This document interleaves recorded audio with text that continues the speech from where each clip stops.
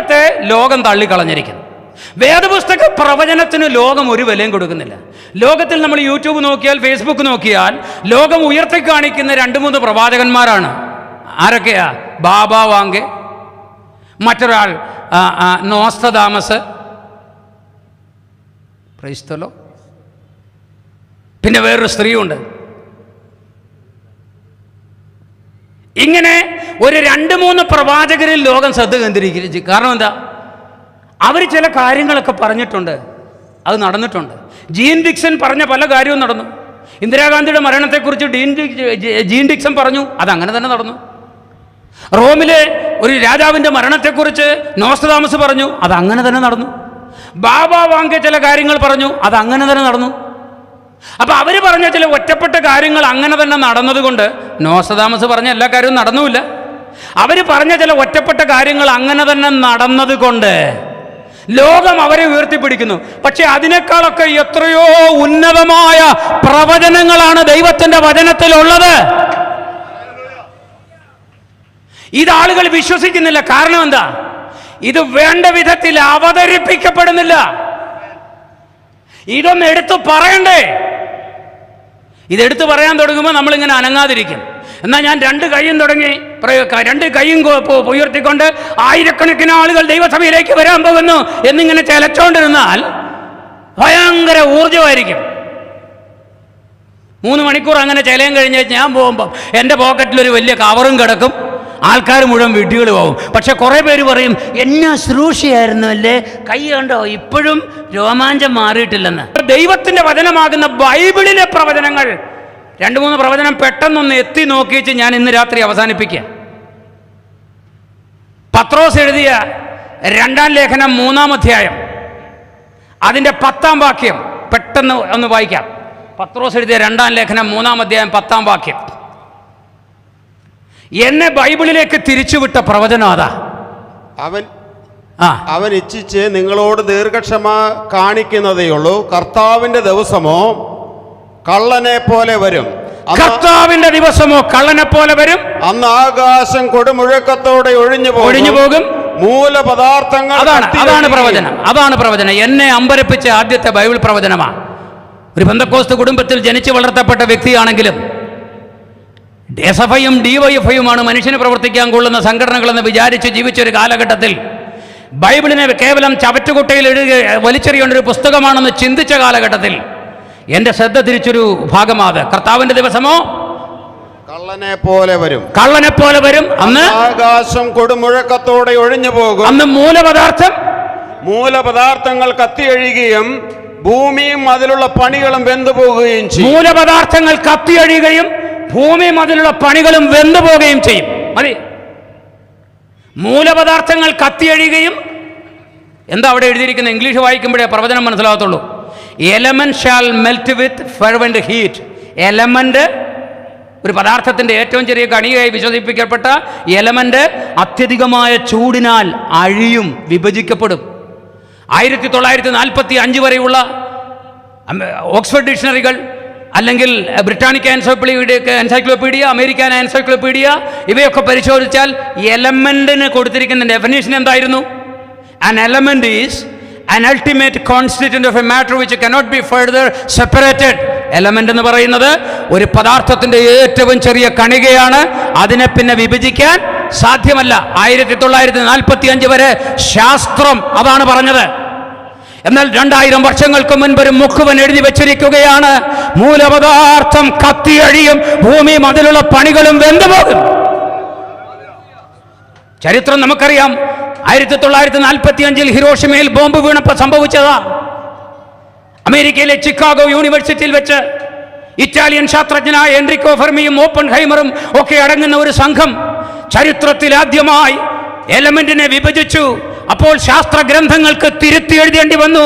പക്ഷേ 2000 വർഷം പഴക്കമുള്ള ഒരു മുക്കുവന്റെ പ്രവചനം അതുപോലെ നിറവേറി. അതാണ് ബൈബിൾ പ്രവചനങ്ങളുടെ പ്രത്യേകത. മറ്റൊരു കാര്യം കൂടെ ഉണ്ട്. ബാബ വാങ്കയും ജീൻ ഡിക്സനും അതുപോലെ തന്നെ നോസ്ട്രഡാമസും പറഞ്ഞതുപോലെ ഒറ്റപ്പെട്ട കണക്ഷൻ ഇല്ലാത്ത, പരസ്പര ബന്ധമില്ലാത്ത പ്രവചനങ്ങളല്ല പറഞ്ഞു വെച്ചത് ദൈവത്തിന്റെ വചനം 1400 വർഷത്തെ ടൈം സ്പാനിനകത്ത് 40-ൽ പരം എഴുത്തുകാരിലേക്ക് ദൈവം ഭാഗമായി വിളമ്പിക്കൊടുത്ത സ്വർഗീയ പ്രവചനങ്ങളുടെ അരുളപ്പാടുകളാ. അതിന് പരസ്പര ബന്ധമുണ്ട് കേട്ടോ. സ്തോത്രം.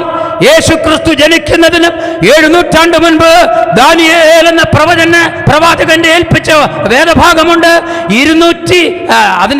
അതിനുശേഷം ഏതാണ്ട് ക്രൈസ്തവ സ്തോത്രം 300-400 വർഷങ്ങൾക്ക് ശേഷമാണ് ആ പ്രവചനത്തിന്റെ തുടർച്ച യോഹന്നാൻ എന്ന വെളിപ്പാടുകാരന്റെ കയ്യിലേക്ക് ഏൽപ്പിക്കുന്നത്.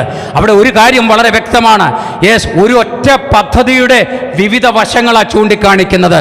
എന്ന് പറഞ്ഞാൽ ഒരു കെട്ടിടം നിർമ്മിക്കാൻ പോകുന്ന ആൾ, ആ കെട്ടിടത്തെ 10 വർഷം കൊണ്ട് നിർമ്മിക്കാൻ പോകുന്ന ആൾ പലരോട് പറയുകയാണെന്ന് വെക്കുക, അതിൻ്റെ വടക്ക് വശത്ത് ഒരു ഗോപുരം പണിയും, ഞാനതിൻ്റെ തെക്ക് വശത്തെ മതിലൊരു വലിയ വാതിലുണ്ടാക്കും, ഞാനതിൻ്റെ പിൻവശത്ത് ഒരു വലിയ പ്രതിമ ഉണ്ടാക്കി വെക്കും എന്നിങ്ങനെ പലരോടായിട്ട് താൻ ഉണ്ടാക്കാൻ പോകുന്ന കെട്ടിടത്തെക്കുറിച്ച് പലരോടായിട്ട് തൻ്റെ അഭിപ്രായങ്ങൾ, തൻ്റെ ഹൃദയത്തിലെ പദ്ധതികൾ വെളിപ്പെടുത്തിയതുപോലെ ദൈവം താൻ സൃഷ്ടിച്ച പ്രപഞ്ചത്തെ പുനർനിർമ്മിക്കുന്നതിന് വേണ്ടി തയ്യാറാക്കിയിട്ടുള്ള അവന്റെ ഹൃദയത്തിൽ ഇരിക്കുന്ന സ്വർഗീയ പദ്ധതികളെ കുറേശ്ശെയായി വെളിപ്പെടുത്തുകയാണ്.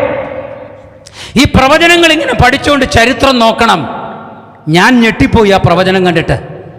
അപ്പോൾ ആയിരക്കണക്കിന് വർഷങ്ങളായി ഈ ഇരുട്ടിന്റെ പുകമറയ്ക്കപ്പുറത്ത് സകലത്തെയും നിയന്ത്രിച്ചു കൊണ്ടിരിക്കുന്ന ഒരുത്തനുണ്ട്. അവന്റെ പേരത്രേ സൈന്യങ്ങളുടെ യഹോവയായ ദൈവം.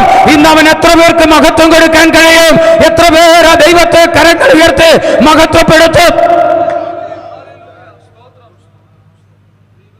അത് വെറുതെ അങ്ങ് എഴുതി വെച്ചതല്ല, അത് നടക്കുന്ന സമയമുണ്ട്. എപ്പോഴാ നടന്നേ?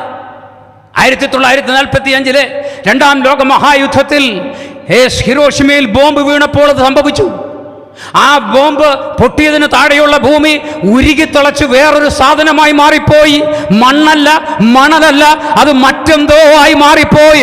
ഭൂമിയും അതിലെ പണികളും വെന്തു പോകും. അതെങ്ങനെയാണ് എന്ന് ദൈവം കാണിച്ചു തന്നു. ഇനി വരാനിരിക്കുന്നത് കാണാനേ ഉള്ളൂ. അണുവിസ്ഫോടനം നടന്ന ദിവസം അവിടെ സംഭവിച്ചൊരു കാര്യം, പല കാര്യങ്ങളുണ്ടായി. അതിലൊരു കാര്യം ദൃക്സാക്ഷികൾ വിവരിച്ചത് കേട്ട് ലോകം ഞെട്ടിത്തെറിച്ചു പോയി. സെഖര്യാവ് 14:12 എടുത്തു വെച്ചോ, വായിക്കാം. പിന്നെ ലോകം ഞെട്ടിപ്പോയി. അവിടെ എന്താ സംഭവിച്ചെന്നറിയോ?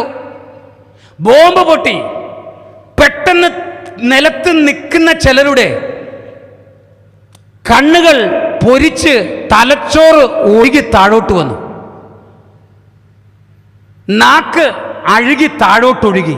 അവർ നിലത്തു വീഴുന്നതിന് മുമ്പേ അകത്തെ അവയവങ്ങൾ, സോഫ്റ്റായ അവയവങ്ങൾ ഈ ഉഗ്രമായ ചൂടിൽ പെട്ടെന്ന് ഉരുകിയിട്ട് പുറത്തേക്ക് വന്നു. ആ കാഴ്ച സംഭവിച്ചെങ്കിൽ 2700 വർഷങ്ങൾക്ക് മുൻപ് ദൈവം ആ കാഴ്ച വേറൊരുത്തന് കാണിച്ചു കൊടുത്തൊരു പ്രവാചകന് വായിക്കാം. യെരൂശലേമിനോട് യുദ്ധം ചെയ്ത സകല ജാതികളെയും യഹോവ ശിക്ഷിപ്പാനുള്ള ശിക്ഷയാവിത്.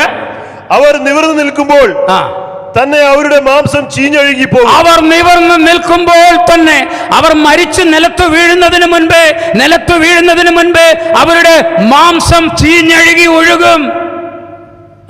അവരുടെ കണ്ണ് തടത്തിൽ തന്നെ ചീഞ്ഞൊഴുകി പോകും. കൺതടങ്ങളിൽ നിന്ന് കണ്ണുരുകി താഴെ വരും.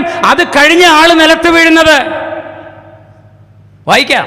അവരുടെ നാവ് വായിൽ തന്നെ ചീഞ്ഞൊഴുകി പോകും. 2700 വർഷങ്ങൾക്ക് മുൻപ് ഈ കാലഘട്ടത്തിൽ സംഭവിച്ചുകൊണ്ടിരിക്കുന്ന കാര്യം പ്രവാചകന് കാണിച്ചു കൊടുക്കുന്ന ഒരു ദൈവത്തെ കാണുമ്പോഴാണ് നമ്മൾ ഇരുട്ടിന്റെ മാറാല മാറിപ്പോകുന്നത്, ദൈവവചനത്തിന്റെ സത്യങ്ങളിലേക്ക് ഇറങ്ങുന്നത്. അപ്പൊ കർത്താവ് വരും എന്നുള്ള കാര്യം എനിക്ക് ഉറപ്പായി. ഇനി ഇത് സംഭവിക്കാൻ പോകുന്നത് എപ്പോഴാണെന്നറിയോ? 3-ാം ലോക മഹായുദ്ധത്തിലാണ്. സ്തോത്രം.